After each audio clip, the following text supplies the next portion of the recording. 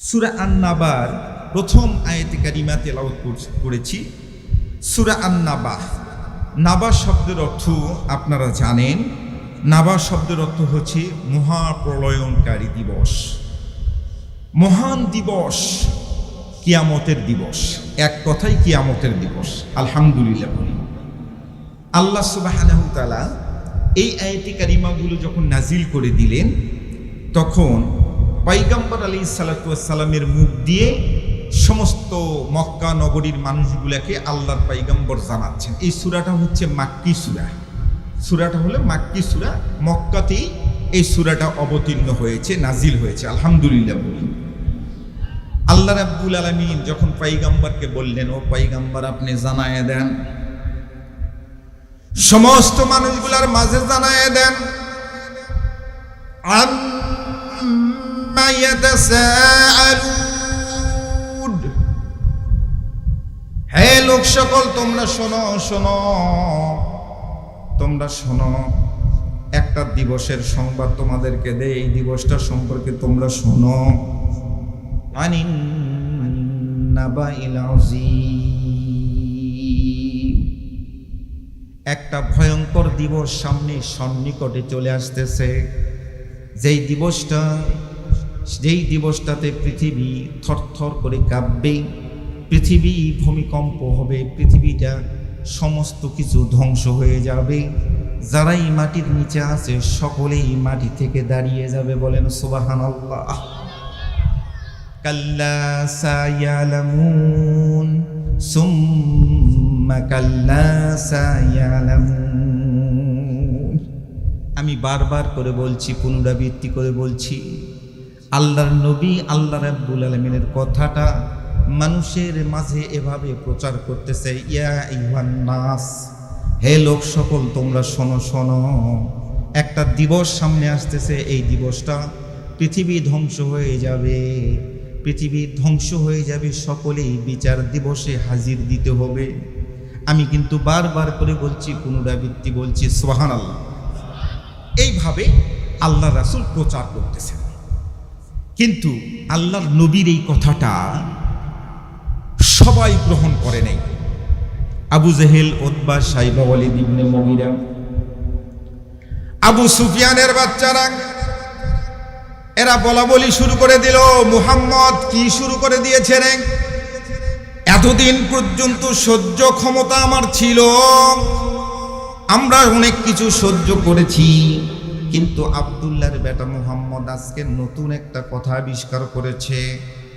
তিনি বারবার করে বলতেছে, এই কথাটা বলতেছে কিয়ামতের ময়দান নাকি সংগঠিত হবে, সমস্ত মানুষ, পৃথিবীর সমস্ত মানুষ মারা যাবে, এই মানুষগুলা কবর থেকে আবার নাকি জাগ্রত হবে, হাসরের দিবসে তারা উপস্থিত হবে, বিচার দিবসে উপস্থিত হবে, একে একে সবার বিচার হবে, আর সবাই সবার লাইনে লাইনে দাঁড়িয়ে যাবে। এরকম একটা কথা আজকে নতুন কথা শুনে আসলাম। কিন্তু আমাদের সিদ্ধান্ত হলো, মুহাম্মদের আল্লাহ করে যতই বাঁশি বাজাক, আমরা কিয়ামতের ময়দানে হাজির হব না। নাউজুবিল্লাহ। কথাটা বোঝেন কিন্তু সম্মানিত হাজিরিন, এটা ওনারা বলতেছে, আব্দুল্লাহর বেটা মুহাম্মদ উপরে যতই বাঁশি বাজাক, আমরা কিয়ামতের ময়দানে হাজির হব না। আপনারা কি কথা বুঝতে পারতেছেন? এই পর্যন্ত বুঝতে পারতেছেন? আলহামদুলিল্লাহ। কথা কিন্তু বুঝতে হবে। আমাকে বলে দিয়েছে যে আপনাদের এলাকাতে নাকি কিচ্চা কাহিনী বললে ভালো হয়, এরকম আমাকে বলে দিয়েছে, কর্তৃপক্ষ বলে দিয়েছে। আমি বলতেছি, ভাই আমি সরাসরি কিচ্চা কাহিনী বলা পারবো না, একেবারে কিচ্চা কাহিনীর মধ্যে ভেজাল তো আছে, কথা বলেন ঠিক কিনা? আমি একটু কোরআনুল কারীম থেকে সরাসরি একটু তাফসিরমূলক, এনারা তাফসির কোনোদিন শোনে নাই ধরে নিলাম, আজকে কোরআনুল কারীমের তাফসির শুনবে। অসুবিধা আছে ভাই? আচ্ছা, অসুবিধা না থাকার পিছনে আরেকটা কারণ বলে দেই, সেটা হলো, একটা মানুষকে যদি আপনি 1 কেজি চাল দেন, মায়েরা একটু খামোশ হয়ে যান, আপনাদের ওখান থেকে আওয়াজ আসতেছে, আপনারা একটু চুপচাপ বসে থাকেন, ভালো লাগবে, চুপচাপ বসে থাকেন। মায়েদের দৃষ্টি আকর্ষণ করছি, পর্দার অন্তরালে মায়েরা, আপনাদের কণ্ঠের আওয়াজ আমরা এখান থেকে শুনতে পাচ্ছি, আপনারা একটু চুপচাপ বসে থাকেন। সম্মানিত হাজিরিন, একটা মানুষকে যদি 1 কেজি চাল দেন, 1 কেজি চাল কিন্তু একটা মানুষ খেতে পারবে না। খেতে পারবে ভাই? কিন্তু 1 কেজি চালের ভাত যদি রান্না করে দেন তাহলে অনেক মানুষ আছে 1 কেজি চালের ভাত খেতে পারে। অনেক মানুষ আছে, 2-1 জন এরকম আছে। কিন্তু 1 কেজি চালের পায়েস যদি তৈরি করে দেন তাহলে কিন্তু অনেকেই খেতে পারবে। কথা বলে ঠিক কিনা? আমি চারে ভাতও না, একেবারেই নরম তুলতুলা করে আপনার সামনে উপস্থাপন করতে চাই বাংলায় ভাষায়, একেবারেই বাংলা ভাষায়। Right method of application according to Quran and Hadith, a true Muslim can not lead the honest and the pure life without the knowledge Quran and Sunnah. Quran এবং সুন্নাহর, কোরআন এবং হাদিসের বাহিরে যাওয়ার চেষ্টা করব না। আল্লাহ রাব্বুল আলামিন যেন কবুল করে, বলেন আমিন। মুসলমান ভাইরা রে আমার, আল্লাহর পয়গম্বরের সামনে যখন কাফেরের বাচ্চারা এরকম কথা বলা বলি শুরু করে দিল, আব্দুল্লাহর বেটা মুহাম্মদের আল্লাহ উপরে যত বাঁশি বাজাক আমরা কিয়ামতের ময়দানে হাজির দেব না। কিন্তু বাজান রে আমার, আপনারা বলেন তো, কোরআনুল কারীমের মধ্যে যত জায়গায় নামাজের কথা বলা আছে, আকিমুস সালাত, মোটামুটি আপনারা জানেন 82 জায়গায় বলা আছে। ঠিক পক্ষান্তরে একাধিক জায়গায় রমজান মাসের রোজা রাখো এই কথাটাও বলা আছে। যাকাত যাদের উপর ফরজ যাকাত আদায় করো, হজ যাদের উপর ফরজ হজ আদায় করো, হালাল হারাম বেছে খাও, এটাও অনেক জায়গায় বলা আছে। ঠিক পক্ষান্তরে কিয়ামতের ময়দানে তোমাদেরকে আমি হাজির করব। ইন্না ফাসলি কানা মিকাতা ইয়াউমা ইউনফাকু ফিস-সূরি ফাতাতুনা আফওয়াজা। আল্লাহু আকবার। আল্লাহ রাব্বুল আলামিন বললেন, নিশ্চয় তোমরা জেনে রাখো, ইসরাফিল আলাইহিস সালাতু ওয়াস সালাম যেই সিংহাটা, যে বাঁশিটা নিয়ে দাঁড়িয়ে আছে, ওই বাঁশিটাই যখন ফুৎকার দেওয়া হবে, পৃথিবীটা ভূমিকম্প সৃষ্টি হয়ে যাবে। নামাজের কথা যেরকম কোরআনুল কারীমের মধ্যে একাধিক জায়গায় বলা হয়েছে, বারবার করে বলা হয়েছে, 82 জায়গায় বলা হয়েছে, কিয়ামতের ময়দানে তোমাদেরকে আমি হাজির করব, এই কথাটাও কোরআনুল কারীমের মধ্যে অনেক জায়গায় বলা হয়েছে। আল্লাহু আকবার। আচ্ছা, আপনাদেরকে একটা প্রশ্ন করতে চাই, এই কোরআনুল কারীমের মধ্যে নামাজের কথা এক জায়গায় যদি আল্লাহ বলতো, এই বান্দারা তোমরা নামাজ আদায় করো, এক জায়গায় বললেই তো যথেষ্ট হয়ে যেত। কথা বলেন ঠিক কিনা? এক জায়গায় বললেই তো হতো। কিন্তু আল্লাহ বারবার করে বললেন। এই বারবার করে কেন বললেন? এটার একটা মারুফত আছে না নাই? বলেন, একটা কারণ আছে তো। কারণটা একটু আগে বলে দেই, তাহলে আপনারা বুঝতে সুবিধা হবে। আপনাদের এলাকার মধ্যে হাটের দিন কোন দিন? হাট সোমবার। আচ্ছা, সোমবারে হাটের দিন আপনি এবং আপনার বিবি সাহেব পান খেতে অভ্যস্ত, প্রচণ্ড পান খান, মনে করেন প্রচণ্ড পান খান। পানের বাটাতে চুনের একটা বাটি থাকে, ছোট্ট একটা চুনের বাটি থাকে না ভাই? চুনের একটা বাটি থাকে। এই চুনটা সোমবারের 3 দিন আগে চুনটা শেষ হয়েছে। খুব মনোযোগ দিবেন, আমি কিন্তু একটা জিনিস আপনাদেরকে বোঝানোর চেষ্টা করছি। চুনের বাটিতে চুনটা শেষ হয়েছে 3 দিন আগে। পান খাওয়ার প্রচণ্ড নেশা, চুনের বাটিতে চুন 3 দিনের মধ্যে ধুয়ে মুছে খেয়ে পরিষ্কার করে দিয়েছে। 3 দিন পর সকালবেলা, সোমবারে সকালবেলা আপনার বিবি সাহেব উঠান ঝাড়ু দিচ্ছে, আর আপনাকে বলতেছে, ওগো ছেলের আব্বা শোনো, আজকে কিন্তু বাজারে গিয়ে সর্বপ্রথম তুমি 2 টাকার চুন কিনবে। চুন চুন চুন, এক কথা কিন্তু 3 বার করে বললো। কথা বলেন ঠিক কিনা? বিকেলবেলা আপনাকে একটা কাগজ আর কলম আপনার হাতের মধ্যে দিয়ে বলতেছে, তুমি লেখো। আমি বলতেছি তুমি লেখো কি কি কিনতে হবে। আপনি লিখতেছেন, আপনার বিবি সাহেব বলতেছে 1 নম্বরে লেখো চুন, 2 নম্বরে মাছ, তরি তরকারি, আলু, বেগুন, পটল ইত্যাদি। চুন কিন্তু আইনো। কাল্লা সায়ালামুন সুম্মা কাল্লা সায়ালামুন। আল্লাহু আকবার বলে। মুসলমান ভাইরা রে আমার, আপনার বিবি সাহেব বাজারের ব্যাগটা আপনার হাতের মধ্যে দিল। বাজারের ব্যাগটা হাতে নিয়ে বাড়ির চৌকাটটা সবে মাত্র পার হয়েছেন নে বাবা, ইন দি মিন টাইম ছোট ছেলেটাকে আপনার বিবি সাহেব ডাক দিয়ে বলতেছে, আব্বু আব্বু, তোমার আব্বুকে একটু দৌড়ে গিয়ে বলে আসো তো, চুন চুন যেন আনে, চুন ছাড়া যাবে না, কিন্তু আজকের এই সপ্তাহটা কিন্তু চুন ছাড়া চলবে না। ছোট ছেলেটা পিছন দিক থেকে ডাকতেছে আর দৌড়াচ্ছে, আব্বু আব্বু আব্বু শোনো, আম্মু বলেছে চুন চুন চুন কিন্তু আই নো। কাল্লা সায়ালামুন সুম্মা কাল্লা সায়ালামুন। আল্লাহু আকবার বলে। মুসলমান ভাইরা রে আমার, আল্লাহ রাব্বুল আলামিন কালামুল্লাহ শরীফের মধ্যে নামাজের কথা ৮২ জায়গায় বলে দিলেন। আপনার বিবি সাহেব ৩ দিন আগে থেকে এখন পর্যন্ত হয়তোবা ৮২ জায়গায় এখনো বলে নাই চুনের কথা, কয়েকবার শুধুমাত্র রিপিটেশন করেছে। কোরআনুল কারীমের মধ্যে যেই কথাগুলো আল্লাহ রাব্বুল আলামিন বারবার করে বলে দিয়েছেন, এটা কোরআনুল কারীমের কায়দায়, আরবি গ্রামাটিক্যালের কায়দায় এটাকে বলা হয় তাহাকিক। বারবার করে বলা, এক কথায় বারবার করে বলা। ইংরেজিতে বলা হয় রিপিটেশন, আর বাংলায় বলা হয় পুনরাবৃত্তি। একমাত্র কারণ হলো আল্লাহ রাব্বুল আলামিন বারবার করে বলতেছেন, নামাজ কায়েম করো রে বান্দারা, নামাজ কায়েম করো, কিয়ামতের ময়দানে তোমাদেরকে কিন্তু আমি হাজির করব। এই কথাটা বারবার করে বলার পিছনে হলো কারণ গুরুত্ব বাড়ানোর জন্য।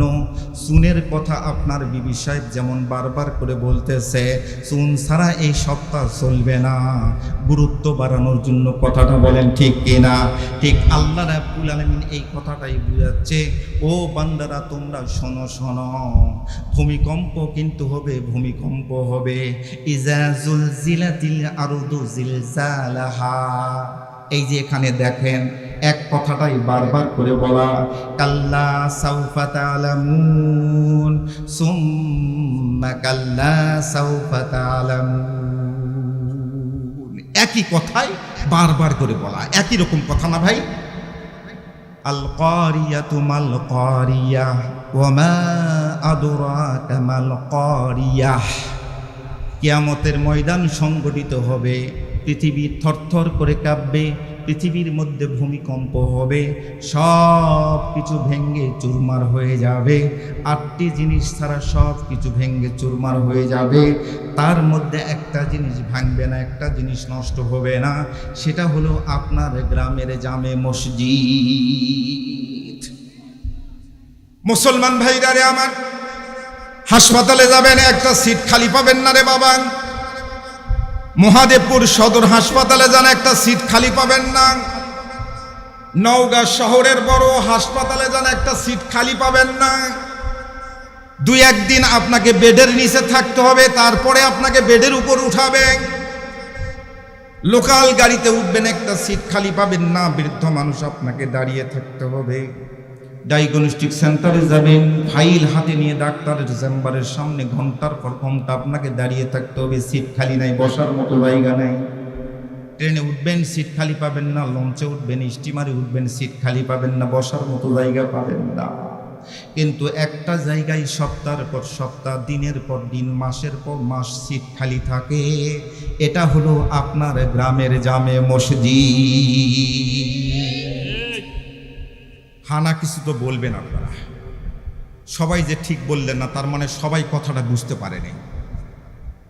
যদি আমার ভাষা আপনারা বুঝতে না পারেন, তাহলে আমার ওয়াজ করার যোগ্যতাই নাই, এবং আমার ওয়াজ না করা ভালো। আমার গলাটাও ভাঙার দরকার নেই, আমার আস্তে করে দোয়া আপনাদের থেকে নিয়ে দোয়া করার দরকার নেই, দোয়া নিয়ে আমার স্টেজ থেকে নেমে যাওয়ার দরকার। আমি তো আগেই বলেছি, আল্লাহ রাসূল বলেছেন, তলাবুল ইলমি ফারিদাতুন আলা কুল্লি মুসলিম। এতটুকু এলেম প্রত্যেকটা নর এবং নারীর থাকা ফরজে আইন। কোথায় সুবহানাল্লাহ বলতে হবে, কোথায় ঠিক বলতে হবে, কোথায় হানা কিছু বলতে হবে, এটা অন্তত সেই মানুষটার জানা দরকার। কথা বলেন ঠিক কিনা? মুসলমান ভাইরা আমার, গভীর জঙ্গলের গহীন গর্তের মধ্যে যদি একটি কালো কুচকুচে সাপ থাকে, বিষধর সাপ, এই সাপটাকে বের করে নিয়ে আসার জন্য যদি একটা সাপুরিয়ার হাতের মধ্যে বিন দেন, বিনের সুরের মধ্যে যখন তাল উঠাবে তখন গভীর জঙ্গলের গহীন গর্তের মধ্যে ওই সাপটা কিন্তু থাকতে পারবে না, সে বের হয়ে আসতে বাধ্য হয়। বিনের সুরের মধ্যে আল্লাহ রাব্বুল আলামিন এমন একটা তাল নিহিত রাখছেন, এই সাপটা পাগল হয়ে গর্ত থেকে বের হয়ে আসে। আশরাফুল মাখলুকাত আমরা মানুষ জাতি, আশরাফুল মাখলুকাত আমরা কিন্তু জন্তু জানোয়ার নয়। মুয়াজ্জিন সাহেব যখন মিম্বারের ভিতর থেকে আল্লাহ রাব্বুল আলামিনের বিন বাজায়, আল্লাহু আকবার আল্লাহু আকবার, হাইয়ালাস সালাহ হাইয়ালাল ফালাহ বলে যখন বিন বাজায়, আরামের কম্বলটাকে লাথি মেরে আমরা মসজিদে ঘরে আসতে পারি না। কপাল পোড়া,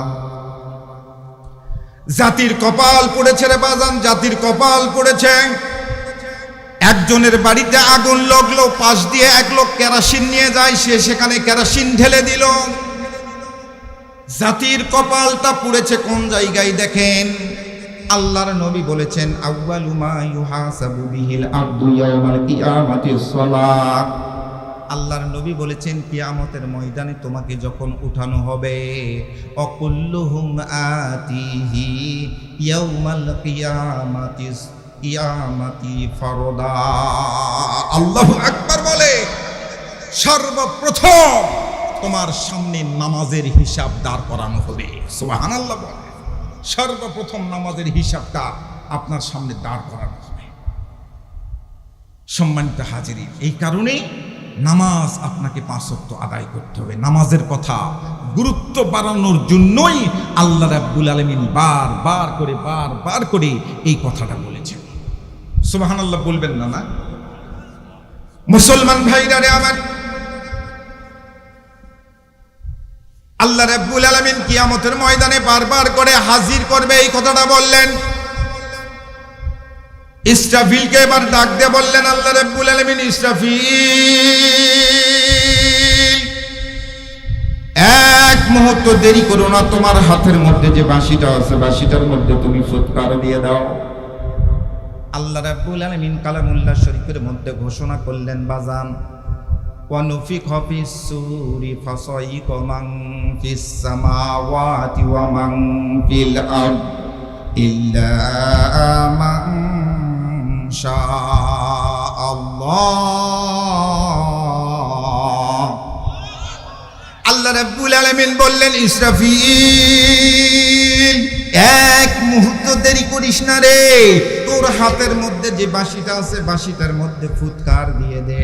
ইসরাফিল আলাইহিস সালাতু ওয়াস সালাম বাঁশিটার মধ্যে ফুৎকার দিলেন। বাবা বাঁশিটার মধ্যে ফুৎকার দেওয়ার সঙ্গে সঙ্গে ইজা জুলজিলাতিল আরদু জিলজালাহা, তাম পৃথিবীটা থরথর করে কাঁপা শুরু হয়ে গেল। ইন দি মিন টাইম সর্বপ্রথম 4 জন ব্যক্তি রওজা থেকে দাঁড়িয়ে যাবে। এই 4 জন ব্যক্তি রওজা থেকে যে দাঁড়াবে তার মধ্যে প্রথম ব্যক্তি ফার্স্ট ম্যান, ইনি অন্য কেউ নয়, ইনি হলো জাতির আব্বা জাতির পিতা হযরতে ইব্রাহিম খলিলুল্লাহ। আল্লাহু আকবার বলে সর্বপ্রথম ইব্রাহিম খলিলুল্লাহ রওজা থেকে দাঁড়িয়ে যাবে, কিন্তু ন্যাংটা অবস্থায় দাঁড়াবে না। জান্নাত থেকে একদল রহমতের ফেরেশতা জান্নাতি গার্মেন্টস থেকে একটা পোশাক ইব্রাহিম খলিলুল্লাহকে দিবেন। এই পোশাকটা পরিধান করে তিনি আস্তে করে সামনের দিকে জান্নাতি কদম মোবারক বাড়াবেন। সুবহানাল্লাহ। মুসলমান ভাইরা রে আমার, ইব্রাহিম খলিলুল্লাহর নামটা যখন জপ করেছি মাথার মধ্যে ছোট্ট একটা হাদিস ঢুকলো। হাদিসটা বলে দেয়, ক্বালা রাসূলুল্লাহ সাল্লাল্লাহু আলাইহি সাল্লাম, আল্লাহর নবী মসজিদে নববীতে বসা, সমস্ত সাহাবীরা সামনে বসা, অনেক বড় বড় সাহাবীরা সামনে বসা। আল্লাহর নবী হঠাৎ করে সাহাবীদের সামনে বলতেছেন, ও আমার সাহাবীরা, কলিজার টুকরা সাহাবীরা তোমরা শোনো, লা তাকতুলু দেবদাউল। লা শব্দের অর্থ না, কখনো এটা করবে না। তাকতুলু শব্দের অর্থ জবাই করা, মেরে ফেলা, পিষ্ট দিয়ে মেরে ফেলা। আর দেবদাউল শব্দের অর্থ হলো ছোট্ট একটা প্রাণী, ব্যাং। ব্যাং আপনারা চিনেন না বাজান? আল্লাহর নবী বললেন, ব্যাঙ যদি তুমি কখনো রাস্তার মধ্যে দেখতে পাও, এই ব্যাঙের উপর সাইকেলের চাকা উঠাইয়ে দিও না, ভ্যানের চাকা উঠাইয়ে দিও না, মোটর সাইকেলের চাকা উঠাইয়ে দিও না। ব্যাঙকে কখনো পা দ্বারা পিষ্টনি করে মেরে ফেলো না। ব্যাঙ যদি রাস্তা পার না হতে পারে, আস্তে করে সাইকেল থেকে নেমে ব্যাঙটাকে রাস্তা পার করে দিও। আল্লাহর নবী এই কথাটা যখন বলছেন, পিছনের লাইন থেকে একজন সাহাবী হাত উত্তোলন করলেন, লাব্বাইকা ইয়া সাদাইক রাসূলুল্লাহ, নবী গো, ব্যাংকে কেন মারবো না গো পয়গম্বর, আপনি ওপেন সিক্রেট করে আমাদের সামনে বলেন। আল্লাহর নবী দর দর করে চোখের পানিটা ছেড়ে দিলেন, ডাক দিয়ে বললেন, সাহাবীরা রে,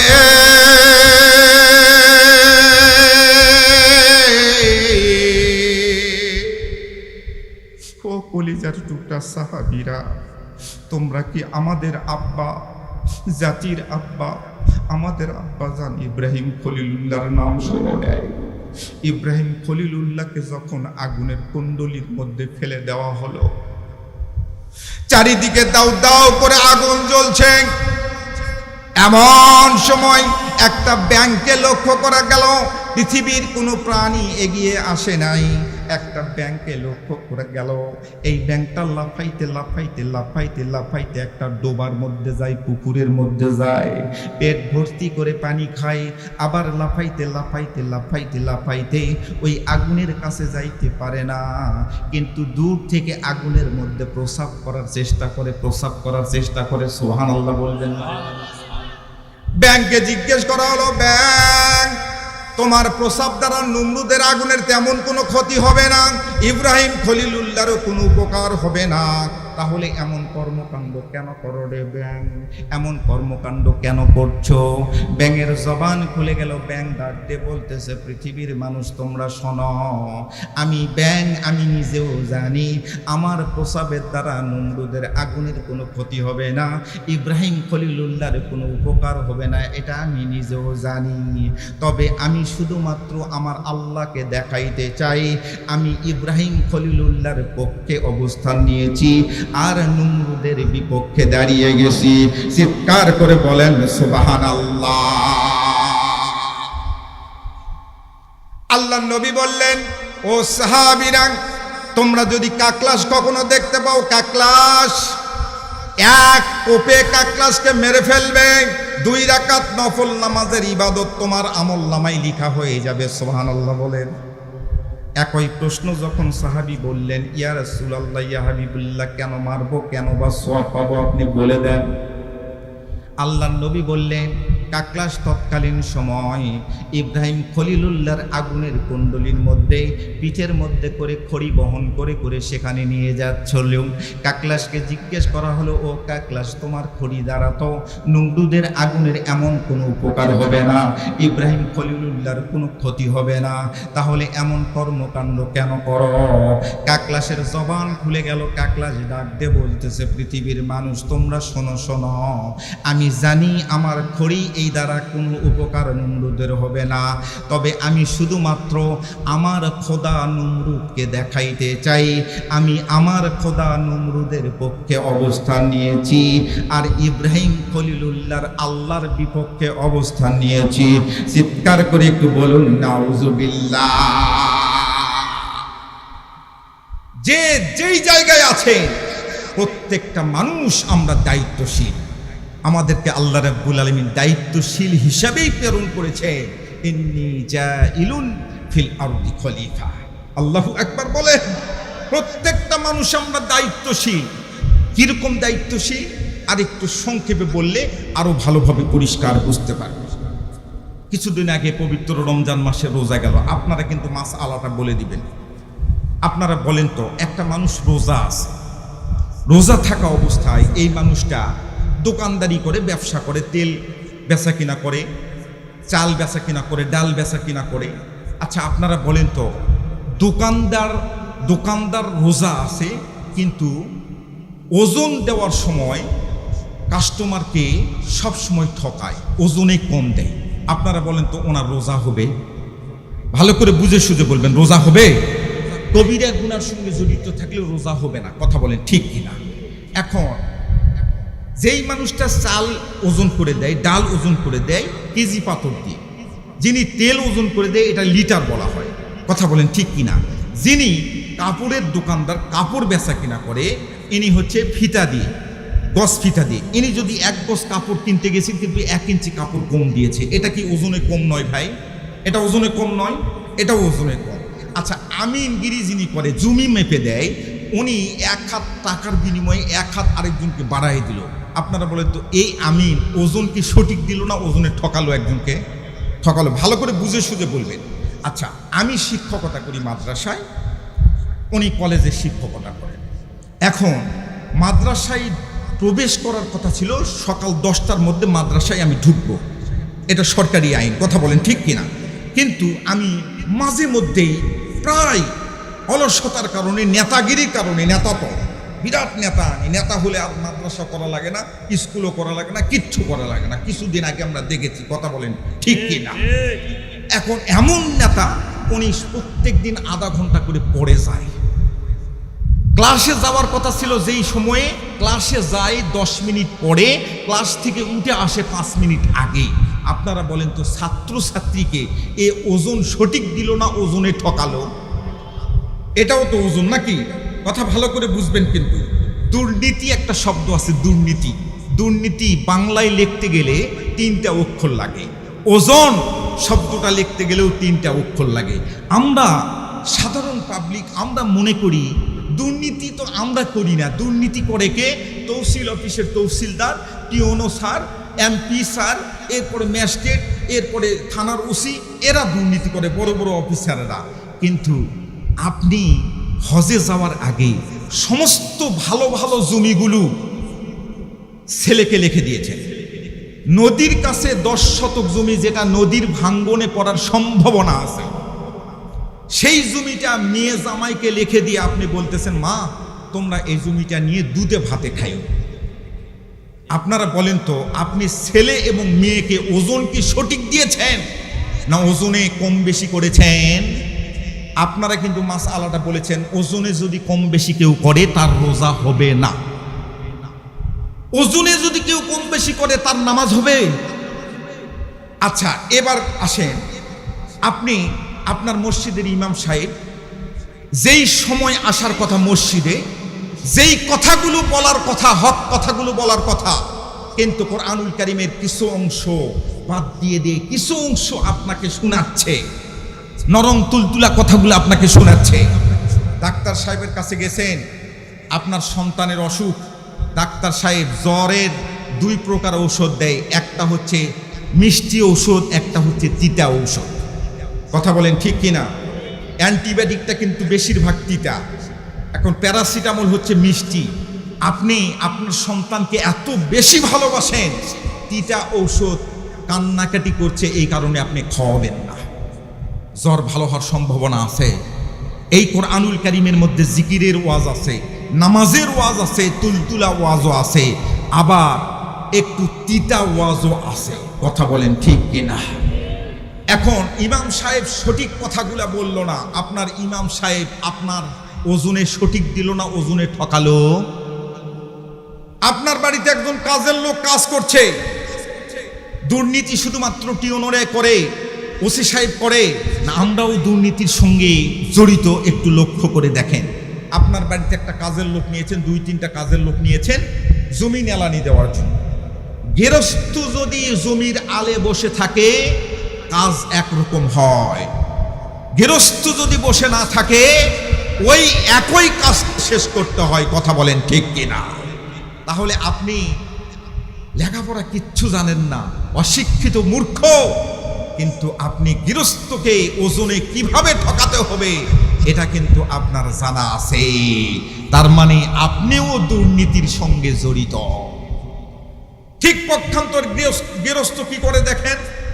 গৃহস্থ সকাল 7টার সময় এই কামলা আসবে বাড়িতে, কাজ করবে, দুপুরে বিরতি, এরপরে 3টার সময় আবার আসবে। আমাদের এলাকায় যেটা আপনাদের এলাকার মধ্যে প্রচলিত আছে, কথা বলেন ঠিক কিনা? 3টার সময় আসবে, মাগরিবের নামাজের আগে চলে যাবে। কিন্তু গৃহস্থ একটু প্রভাবশালী কোনো কারণে আর 1 ঘন্টা 1.5 ঘন্টা কাজ হলেই কাজটা শেষ হয়ে যাবে। এই কারণে আপনি বলতেছেন, আব্দুল কুদ্দুস ভাই নরম গলায় কাজ করা লাগবে, আর একটু মাগরিবের আজান দিচ্ছে, কুদ্দুস ভাই আর একটু ভাই, একটু সময় হলেই কাজটা শেষ হয়ে যাবে, আপনি কষ্ট নিয়েন না ভাই, কাজটা একটু করেন। ওনাকে 1 ঘন্টা বেশি পরিশ্রম করে নিয়েছেন।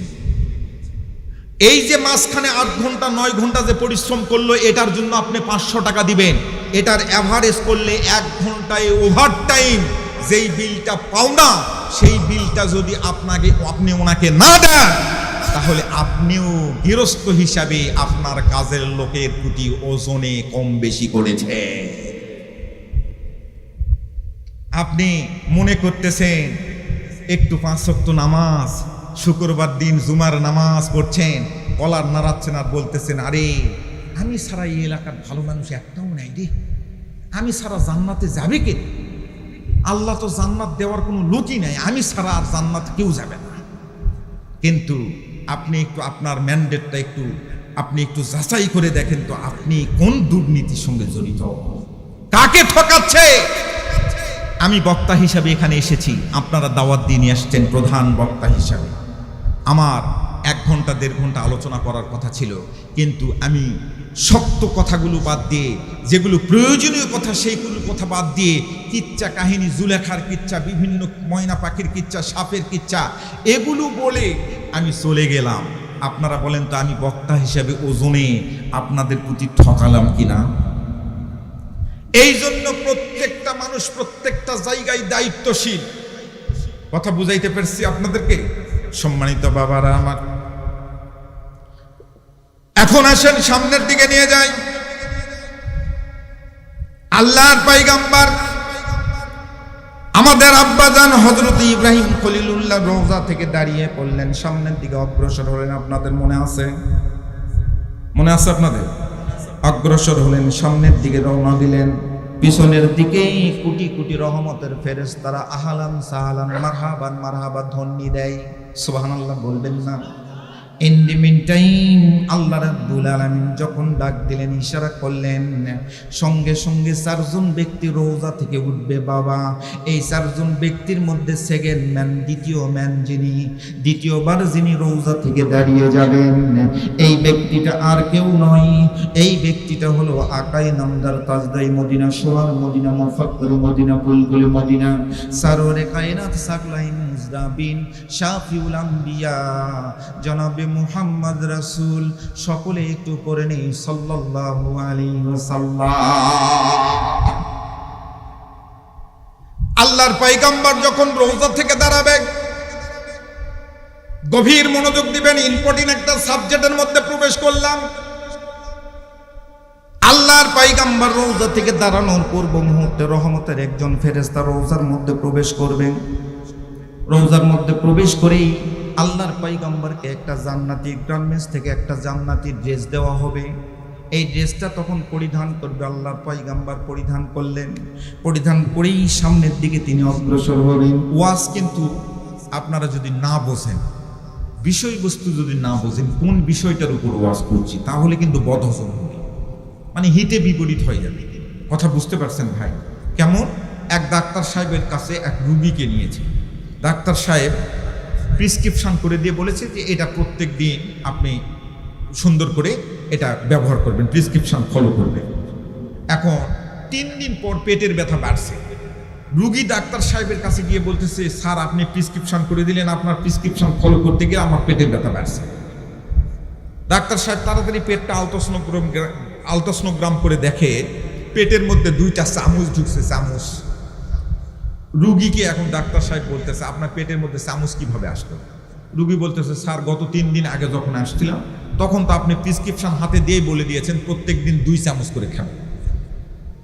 আমি আল্লাহর হস্তে 2টা করে চামচ বসাইছি। আসলে ডাক্তার সাহেব যে ওয়াজটা করছে, এই ওয়াজটা রুগী বুঝতে পারছে ভাই, বুঝতে পারছে? বুঝতে না পারার কারণেই তো ওই রুগীর বদহজম হয়েছে। কথা বলেন ঠিক কিনা? এখন আমি 1 ঘন্টা 1.5 ঘন্টা একটা কথা বলার জন্য নিয়ত করছি, যদি বুঝতে না পারেন তাহলে আপনাদেরও হিতে বিপরীত হওয়ার সম্ভাবনা আছে না? নেই। এই জন্য ওয়াজ শেষ পর্যন্ত শুনতে হবে, শেষ পর্যন্ত থাকতে হবে। আল্লাহর নবী মসজিদে নববীতে বসা, একজন সাহাবী দৌড়ে এসে আল্লাহর নবীকে বলছে, ইয়া রাসূলুল্লাহ, আজকে আমি রোজা আছি নবী। নবী গো, আমি রোজা আছি, রোজা থাকা অবস্থায় আমার স্ত্রীকে আমি চুমু খেতে পারবো কিনা আপনি বলেন। কি বেকায়দার প্রশ্ন না ভাই। আল্লাহর নবী ওনাকে বলতেছে, বসো, হ্যাভ ইউর সিট, বসো। রোজা থাকা অবস্থায় ফাজলেন তো স্ত্রীকে চুমু খাবে, সুবহানাল্লাহ বলেন। ওনাকে বসায়, উনি বসে মানে আল্লাহ রাসূল ধমক দিয়ে বসাই দিয়েছেন, একটা ভয়ের ব্যাপার আছে, উনি বসে আছেন। ইন দি মিন টাইম আরেকজন সাহাবী এসে আল্লাহ রাসূলকে সালাম দিয়েছে, আসসালামু আলাইকা ইয়া রাসূলুল্লাহ ইয়া হাবিবাল্লাহ। হুজুর, আমি একটা প্রশ্ন করতে চাই, মাসআলা জানতে চাই। আল্লাহ রাসূল বলছেন, বলেন। উনি বলতেছে, ইয়া রাসূলুল্লাহ, আমি আজকে রোজা আছি, রোজা থাকা অবস্থায় আমার স্ত্রীকে চুমু খেতে পারবো কিনা। একই প্রশ্ন। আগে যে সাহাবীকে ধমক দিয়ে বসাই দিয়েছেন, ওই সাহাবী কিন্তু এবার মনে মনে চিন্তা করতেছে, তোর কাম কিন্তু সারা করবে। কথা বলেন ঠিক কিনা? আল্লাহর পয়গম্বর সঙ্গে সঙ্গে এই সাহাবীর মুখের দিকে তাকালেন, রহমাতাল লিল আলামিনের মোবারকপূর্ণ নজর দিয়ে তাকালেন। আল্লাহর পয়গম্বর শাহাদাত আঙ্গুলি দ্বারা এভাবে ইশারা করলেন, যাও যাও, লেটস গো, যাও, যেতে পারো। তোমার স্ত্রীকে তুমি রোজা থাকা অবস্থায় চুমু খেতে পারবে, তুমি যাও। আপনারা বলেন তো, প্রথম যে সাহাবীকে ওখানে বসায় দিলেন, এই সাহাবীর মেজাজ এবার ঠিক থাকবে? এই সাহাবী মনে মনে চিন্তা করতেছে, হায়রে, আল্লাহর নবী আমাকে নিষেধ করলো, আর এই সাহাবীকে আল্লাহর পয়গম্বর পারমিশন দিয়ে দিল। এই রোজাটা, এই ওয়াজটা যদি এখান থেকেই শেষ করে দেই, তাহলে আপনাদের মধ্যেও কিন্তু কনফিউশন হবে, আপনাদের মধ্যেও কিন্তু চিন্তা হবে। আল্লাহর নবী এক সময় এক কথা বলেছেন, আরেক সময় আরেক কথা বলেছেন, এরকম একটা চিন্তা আসবে, নাউজুবিল্লাহ বলেন। আল্লাহর পয়গম্বর এক সময় একটা কথা বলেছেন, আরেক সময় আরেকটা কথা বলেছেন, এরকম কোনো সম্ভাবনা আছে? আল্লাহর পয়গম্বর, এই কারণে ওয়াজ শেষ পর্যন্ত শুনতে হবে ভাই। শেষ পর্যন্ত যদি না শোনেন, ওয়াজ যদি এখানেই শেষ করে দেই, এই চুমু খাওয়ার ওয়াজটা যদি এখানেই শেষ করে দেই, তাহলে কিন্তু আপনারা প্যাঁচ লেগে যাবে। আপনারাই মাহফিল থেকে যাওয়ার সময় একজন আরেকজনকে এভাবে বলবেন, রে একটা বিড়ি দে, এত ওয়াজ শোনা যায় রে, এই হুজুর কোথায় থেকে নিয়ে আসতে একটা প্যাঁচ লাগাই দিয়ে চলে গেল। আল্লাহর নবী নাকি এক সাহাবীকে বলে দিয়েছেন চুমু খাওয়া যাবে, আরেক সাহাবীকে বলেছেন চুমু খাওয়া যাবে না। এটা একটা কথা হলো রে? আল্লাহর নবী দুই মানুষ দুই কথা বলতে পারে? এরকম একটা কনফিউশন আপনার মধ্যে প্যাঁচ লাগবে, মাথার মধ্যে প্যাঁচ লাগবে। কথা বলেন ঠিক কিনা? আগডুম বাগডুম করবেন আর বাড়িতে যাবেন, বিড়ি টানাতে টানাতে বাড়িতে চলে যাবেন। এই জন্য ওয়াজ কিছু মাঠ থেকে, ময়দান থেকে নিয়ে যান। আলহামদুলিল্লাহ বলেন। আল্লাহর নবীর সামনে প্রথম যে সাহাবী এসেছিলেন, এই সাহাবীটার বয়স হলো 27 থেকে 30 বছরের যুবক। আল্লাহর নবী ওনার চেহারার দিকে তাকিয়ে বললেন, তুমি বসো, রোজা থাকা অবস্থায় তোমার স্ত্রীকে তুমি চুমু খেতে পারবে না। কারণ আল্লাহর নবী চিন্তা করলেন, রোজা থাকা অবস্থায় তার স্ত্রীকে যদি চুমু খাওয়ার পারমিশন দেই, রোজাটা নষ্ট হওয়ার সম্ভাবনা আছে। কথা বলেন ঠিক কিনা? আল্লাহর নবীর কাছে দ্বিতীয় যে সাহাবী এসেছিলেন, এই সাহাবীটার বয়স 60 থেকে 70 বছরের বৃদ্ধ মানুষ। আল্লাহর নবী মনে করলেন, রোজা থাকা অবস্থায় যদি তার স্ত্রীকে চুমু খাওয়ার পারমিশন দেই, চুমু পর্যন্তই থাকবে, সামনে অ্যাডভান্স হওয়ার কোনো কায়দা নেই, ওকে পারমিশন দিয়ে দিলাম। চিৎকার করে বলেন আল্লাহু আকবার। পাত্রভেদে মাসলাটা ভিন্ন হয়ে গেল। সুবহানাল্লাহ বলবেন না বাবা? সম্মানিত বাবারা আমার, এই জন্য ওয়াজ মাহফিলে আসতে হবে, বসতে হবে, শেষ পর্যন্ত থাকতে হবে। আল্লাহর পয়গম্বর আলাইহিস সালাতু ওয়াস সালাম রওজা থেকে দাঁড়িয়ে বললেন, বাবা অ্যাটেনশন প্লিজ এভরিবডি, কোনো দিকে নজর দিবেন না, ইম্পর্টেন্ট একটা সাবজেক্টের মধ্যে প্রবেশ করলাম। আল্লাহর পয়গম্বর রওজা থেকে দাঁড়ালেন, জান্নাতি গার্মেন্টস থেকে একটা পোশাক আল্লাহর পয়গম্বরকে দেওয়া হলো। সুবহানাল্লাহ বলেন, জোরে বলেন আল্লাহু আকবার। ওনাকে জান্নাতি গার্মেন্টস থেকে একটা পোশাক দেওয়া হলো। এই পোশাকটা রওজা পাকের ভিতরেই তিনি পরিধান করলেন। আল্লাহর পয়গম্বর পরিধান করার সঙ্গে সঙ্গে জান্নাতি পা দ্বারা, জান্নাতি মুবারকপূর্ণ পা দ্বারা আল্লাহর পয়গম্বর সামনের দিকে অগ্রসর হন। কিছুটা জোর ভঙ্গিমায়, জোর কদমে তিনি চলার চেষ্টা করেন। কিছুক্ষণের মধ্যেই আল্লাহ রাব্বুল আলামিন যখন ইসরাফিলকে অর্ডার করবে, ও ইসরাফিল, তোমার হাতের মধ্যে যে বাঁশিটা আছে ওই বাঁশিটার মধ্যে ফুৎকার দাও, সঙ্গে সঙ্গেই সমস্ত মানুষগুলা কবর থেকে দাঁড়িয়ে যাবে। এর আগে যদি আল্লাহ রাব্বুল আলামিনের সঙ্গে একটা বৈঠক করতে পারি, একটা যদি সংলাপ করতে পারি, আমার গুনাহগার উম্মতেরা কবর থেকে ওঠার আগেই আমি যদি আল্লাহ রাব্বুল আলামিনের সঙ্গে একটা মহরম চুক্তি স্বাক্ষর করতে পারি, তাহলে আমার উম্মতের জন্য উপকার হবে। চিৎকার করে একটু বলুন সুবহানাল্লাহ। আল্লাহর পয়গম্বর সামনের দিকে অগ্রসর হয়। কিতাবের মধ্যে বর্ণনা আসছে, ডান দিকে তাকিয়ে দেখে রহমতের ফেরেশতারা, কোটি কোটি রহমতের ফেরেশতারা হালান সাহালান মারহাবান মারহাবা ধ্বনি দেয়। বাম দিকে তাকিয়ে দেখে কোটি কোটি রহমতের ফেরেশতারা হালান সাহালান মারহাবান মারহাবা ধ্বনি দেয়। ইন দি মিন টাইম পিছনের লাইন থেকে একটা ফেরেশতা কষা দৌড় দিয়েছে। দৌড়ে গিয়ে আল্লাহর পয়গম্বরের সামনে দুই হাত প্রসারিত করে ব্যারিকেড দিয়ে দিলেন। আল্লাহর পয়গম্বরের সামনে ব্যারিকেড দিয়ে দিলেন, এভাবে প্রতিবন্ধকতা সৃষ্টি করলেন, রাস্তাটা ব্যারিকেড দিয়ে দিলেন। নবীকে ডাক দিয়ে বলতেছেন, ওগো পয়গম্বর, আপনি রহমাতাল লিল আলামিন, ওমা আরসালনাকা ইল্লা রাহমাতাল লিল আলামিন। আল্লাহু আকবার। সমস্ত মাখলুকাতের জন্য রহমাতাল লিল আলামিন। ওগো পয়গম্বর, আমরা ফেরেশতা জাতি নূরের তৈরি, আমাদের জন্য রহমাতাল লিল আলামিন। নবী গো,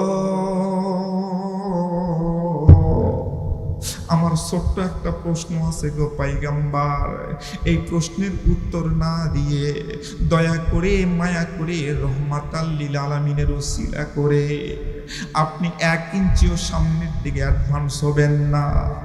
আল্লাহর নবী সঙ্গে সঙ্গে বুঝতে পেরেছে ফেরেশতা কি প্রশ্ন করতে চায়। আল্লাহর নবী দরদর করে চোখের পানিটা জমিনের মধ্যে ছেড়ে দিলেন। সুবহানাল্লাহ বলে। নবীজি ডাক দিয়ে বললেন, ফেরেশতা রে, ও ফেরেশতা, কি তোমার প্রশ্ন? তাড়াতাড়ি ওপেন সিক্রেট করো রে। আল্লাহর নবীর সামনে এবার ফেরেশতা ডাক দিয়ে বলছি, ইয়া রাসূলুল্লাহ, ইয়া হাবিবাল্লাহ, আমরা লক্ষ্য করে দেখলাম 4 জন ব্যক্তি রওজা থেকে দাঁড়ালেন, তার মধ্যে সেকেন্ড ম্যান আপনি, দ্বিতীয় ম্যান আপনি, কিন্তু এই 4 জন ব্যক্তি 3 জন ব্যক্তি সামনের দিকে চলে গেল। তাদের শরীরের মধ্যে যে পোশাকটা ছিল এই পোশাক থেকে নূর চমকাচ্ছিল। পোশাকটা যেহেতু জান্নাতি গার্মেন্টস থেকে পোশাকটা নিয়ে আসা হয়েছে, পোশাকটা থেকে নূর চমকাচ্ছিল, ঝকঝক তকতক করছিল। কোনো মানুষ সূর্যের দিকে যেমন তাকাইতে পারে না, তেমনি ভাবে ওই পোশাকের দিকেও তাকাইতে পারে না, কিন্তু আপনার পোশাকটা থেকে কোনো নূর চমকায় না।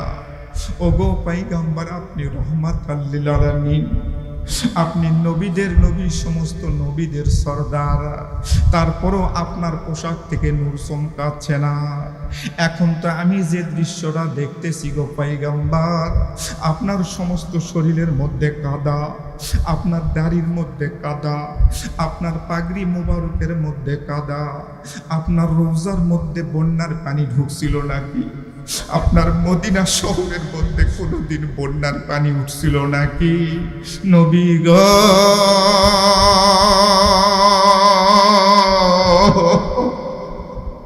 ওগো পয়গম্বর, আপনার রোজার মধ্যে বন্যার পানি কবে ঢুকলো? একটা মানুষ পুকুরে মাছ ধরতে নামলে যেমন শরীরের মধ্যে কাদা লাগে, এমন করে আপনার সমস্ত শরীরের মধ্যে কাদা লাগছে। ওগো পয়গম্বর, আপনার কবরের মধ্যে, আপনার রোজার মধ্যে এত কাদা কোথায় থেকে আসলো? জান্নাতি পোশাকের মধ্যে এত কাদা কোথায় থেকে আসলো? আল্লাহর নবী ডাক দিয়ে বললেন, ও আল্লাহর ফেরেশতা রে, আল্লাহর দূত, কান খুলে শ্রবণ করলে, আমার রোজার মধ্যে কোনোদিন বন্যার পানি ওঠে নাই, আমার মদিনা শহরের মধ্যে কোনোদিন বন্যার পানি ওঠে নাই। কিন্তু আমার কিছু সাদিক আছে, এখানে সাদিক শব্দটা ব্যবহার করেছেন। আমার কিছু উম্মত আছে, উম্মত শব্দটা ব্যবহার করে নাই। সাদিক শব্দের অর্থ হলো বন্ধু। আমার কিছু সাদিক আছে, মানলারিল মাজনুনুন, আমার কিছু পাগল বন্ধু আছে। এই বন্ধুগুলা পৃথিবীর আনাচে কানাচে ছিল, ওই মহাদেবপুর জমিনের মধ্যে ছিল, ওই নলপুকুর এলাকার মধ্যে ছিল। এরা গভীর রাত্রিতে পর্যন্ত আমার কোরআনুল কারীমের কথা শুনেছে। আমার দাঁত ভাঙ্গা কোরআন, আমার মাথা ভাঙ্গা কোরআন, আমার রক্তে দড়িয়ায় গোসল করা এই কোরআন, এই কোরআনের পক্ষে দাঁড়িয়ে গিয়েছিল, এই কোরআনের পক্ষে তারা দাঁড়াইছিল, এই কোরআনের পক্ষে তারা দাঁড়ানোর নিয়ত করেছিল। তারা গভীর রাত্রিতে 2 রাকাত 4 রাকাত 6 রাকাত তাওয়াজ পড়েছে। নিজের কৃতকর্মের কথা স্মরণ করে আস্তে করে চোখের পানিটা জুবিনের মধ্যে ছেড়ে দিয়েছে। এই চোখের পানিটা জুবিনে পড়তে দেওয়া হয় নাই, পড়তে দেওয়া হয় নাই। জুবিনের চোখের পানি ছেড়ে দেওয়ার সঙ্গে সঙ্গে একদল রহমতের ফেরেশতা হাত ঢুকায় দিয়েছে। ওই চোখের পানিটা যখন হাতের মধ্যে পড়ছে, দৌড়ে নিয়ে এসে আমার রোজার মধ্যে ঢেলে দিয়েছে। চোখের পানিটা এত বেশি হয়েছিল রে ও ফেরেশতা, ও আল্লাহর দূত, কান খুলে শ্রবণ রাখ।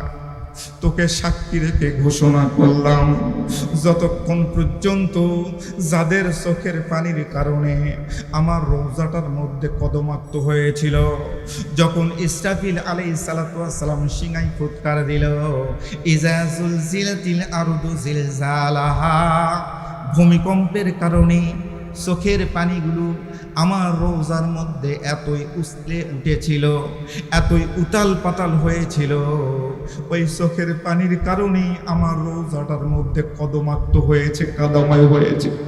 জান্নাতি পোশাকটা যখন আমি পরতে গেছি রে, আমার পোশাকের মধ্যে কাদা লাগছে, আমার পাগড়ির মধ্যে কাদা লাগছে, আমার দাড়ি মোবারকের মধ্যে কাদা লাগছে।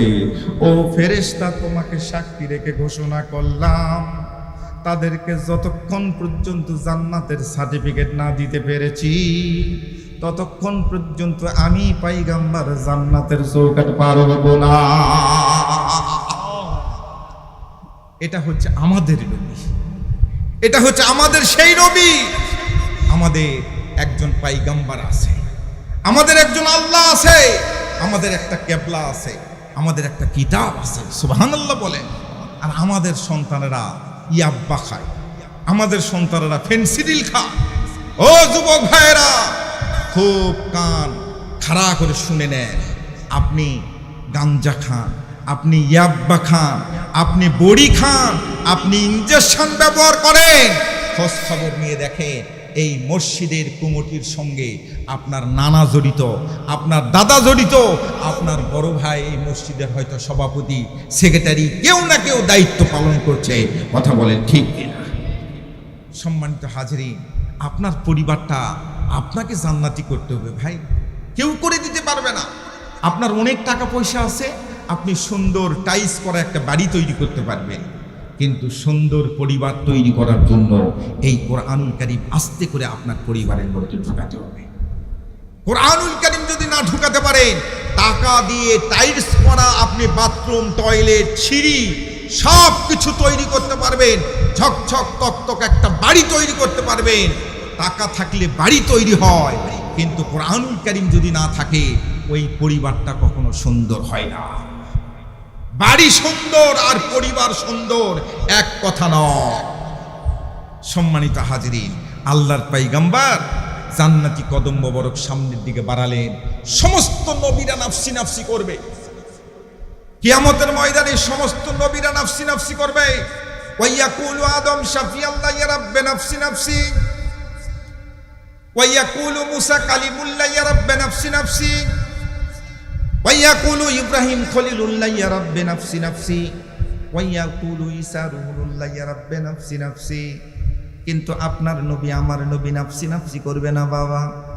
ইন দি মিন টাইম আল্লাহ রাব্বুল আলামিন আমাদের নবীকে বলবেন, কি বলবেন দেখেন, আমাদের নবীকে আল্লাহ রাব্বুল আলামিন বলবেন, ওগো পয়গম্বর আপনি ওখানে দাঁড়াবেন না, আপনি ওখানে দাঁড়াবেন না, আপনি সরাসরি আসেন, আপনার জন্য এই যে একটা জায়গা স্থান করে রেখেছি, পবিত্র স্থান, আসা আইয়াবা আসাকা মাকামাম মাহমুদা।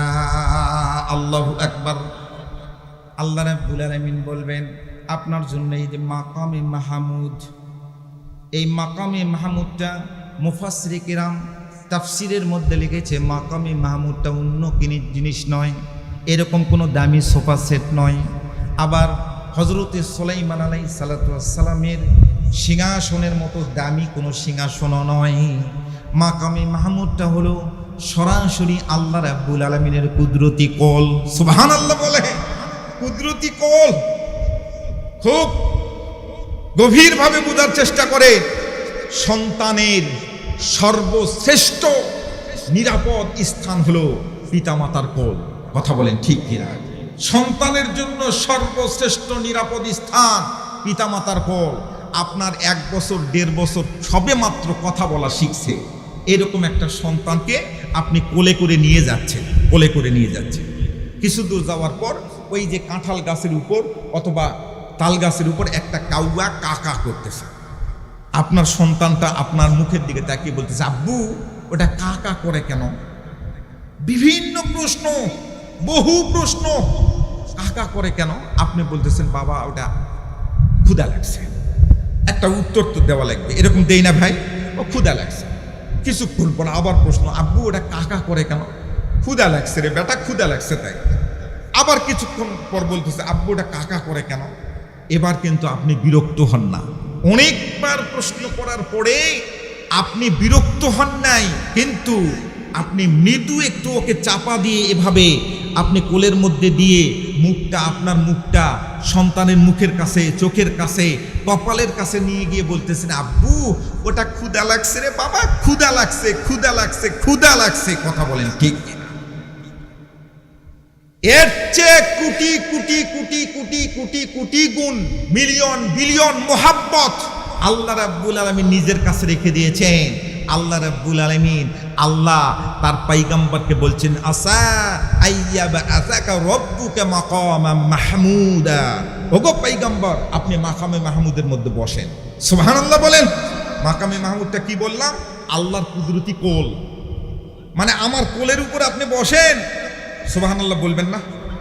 আমাদের নবীকে আল্লাহ বলতেছেন আমার কোলের মধ্যে বসেন। সমস্ত নবীরা নাফসি নাফসি করছে। মুসলমান ভাইরা রে আমার, ইন দি মিন টাইম আল্লাহ রাব্বুল আলামিন পয়গম্বরকে যখন কোলের মধ্যে উঠাই নিলেন, তখন পয়গম্বরকে আল্লাহ রাব্বুল আলামিন বলছেন আপনি এখানে বসেন, চুপচাপ এখানে বসেন। ইয়া রব্বি হাবলি উম্মতি, ইয়া রব্বি হাবলি উম্মতি করছেন। ইন দি মিন টাইম আল্লাহ রাব্বুল আলামিন লক্ষ্য করে দেখেন পয়গম্বর বসাটা পছন্দ করলেন না। তিনি মাকামে মাহমুদের মধ্যে দাঁড়াইছেন কিন্তু বসা পছন্দ করেন নাই। ওখানে দাঁড়িয়েই আস্তে করে 2 ইঞ্চি কপালটা আল্লাহ রাব্বুল আলামিনের কুদরতি পায়ের উপর লাগাইছে। চিৎকার করে একটু বলুন সুবহানাল্লাহ। বুখারী শরীফের সহিহ হাদিস। আল্লাহ রাব্বুল আলামিন আমাদের নবীকে বলতেছেন, এভাবে বলতেছেন, সমস্ত নবীরা নাফসি নাফসি করছে, সমস্ত নবীরা নাফসি নাফসি করছে। হযরতে উমর ফারুক রাদিয়াল্লাহু তাআলা আনহু নবীদের লাইনে দাঁড়ানো, লা নাবিয়্যু বাদি লা কানা উমর, আমার পরে যদি কেউ নবী হতো তাহলে উমরই হতো। এই কারণে উমর ফারুককে আল্লাহ রাব্বুল আলামিন নবীর মর্যাদা দিয়ে নবীদের লাইনে দাঁড়িয়ে দিয়েছেন। বলেন সুবহানাল্লাহ। আমাদের নবী একবার দোয়া করতে গিয়ে বলেছে আমার পরে যদি কেউ নবী হতো তাহলে উমরই হতো। নবীদের দরজা যেহেতু বন্ধ, আল্লাহর রাসূলকে আল্লাহ রাব্বুল আলামিন এত ভালোবাসেন, এত মোহাব্বত করে, কিয়ামতের ময়দানে নবীর ওই দোয়ার প্রতিফলন স্বরূপ ওমর ফারুককে নবীর লাইনে দাঁড়িয়ে দিয়ে নবীর মর্যাদা দিয়েছেন। আল্লাহু আকবার বলবেন না?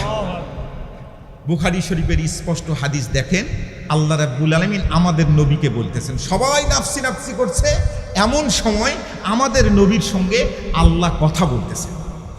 সুবহানাল্লাহ বলবেন না? আল্লাহ রাব্বুল আলামিন বলেন, ইয়া মুহাম্মদ এরপর হাসাকা, আপনি মাথা উত্তোলন করুন। সওয়াল সাল সাল, আপনি কি চান বলুন। তুতা, আপনি যা চাইবেন আমি আল্লাহ রাব্বুল আলামিন আজকে তাই দিয়ে দিব। আল্লাহু আকবার বলে, এটা কি ফাজলামি কথা? আল্লাহ বলতেছেন আপনি যা চাইবেন আমি তাই দিয়ে দিব, আর নবীরা বলতেছে ওখানে নাফসি নাফসি, ও গো আল্লাহ আমার কি হবে, ও আল্লাহ আমার কি হবে। আর আমাদের নবীকে আল্লাহ রাব্বুল আলামিন বলছেন আপনি যেটা চাইবেন সেটা আমি দিয়ে দিব। কিন্তু তিনি মাথা উত্তোলন করছেন না, মাথার উত্তোলন করেনি না, বারবার করে ডাকতেছেন ইয়া মুহাম্মদ এরপর হাসাকা, আপনি মাথা উত্তোলন করেন, মাথা উত্তোলন করেন না। সুবহানাল্লাহ বলবেন না? সম্মানিত হাজিরিন, আল্লাহর পয়গম্বর সেজদারত অবস্থায় আছে। আমি একটু সামনের দিকে নিয়ে যাচ্ছি। আমাদের যে কথাটা আপনাদেরকে বলছিলাম যে পয়গম্বর আলাইহিস সালাতু ওয়াস সালামের লাইন, এই লাইনের মধ্যে হযরতে উমর ফারুক রাদিয়াল্লাহু তাআলা আনহুকে এত মর্যাদাশীল একজন মানুষ বলা হয়েছে, এত তার মর্যাদা, এত তার দাম আল্লাহ রাব্বুল আলামিনের দরবারে, যে উমর ফারুক সম্পর্কে আল্লাহ রাব্বুল আলামিন কয়েকটা আয়াতে কারিমা, 22টা কোরআনুল কারীমের আয়াতে কারিমা নাজিল করে দিয়েছেন এই উমর ফারুকের সৌজন্যে। চিৎকার করে বলেন আল্লাহু আকবার। আল্লাহ রাসূলের সঙ্গে উমর ফারুক রাদিয়াল্লাহু তাআলা আনহুর দ্বিমত হয়েছে, 22টি জায়গায় দ্বিমত হয়েছে। যেই দ্বিমত হওয়ার কারণে পয়গম্বর আলাইহিস সালাতু ওয়াস সালাম উমর ফারুকের সিদ্ধান্তটাই গ্রহণ করে কোরআনুল কারীমের আয়াত নাজিল করে দিয়ে আল্লাহ রাব্বুল আলামিন তার পয়গম্বরকে সংশোধন করে দিয়েছেন। চিৎকার করে বলেন আল্লাহু আকবার।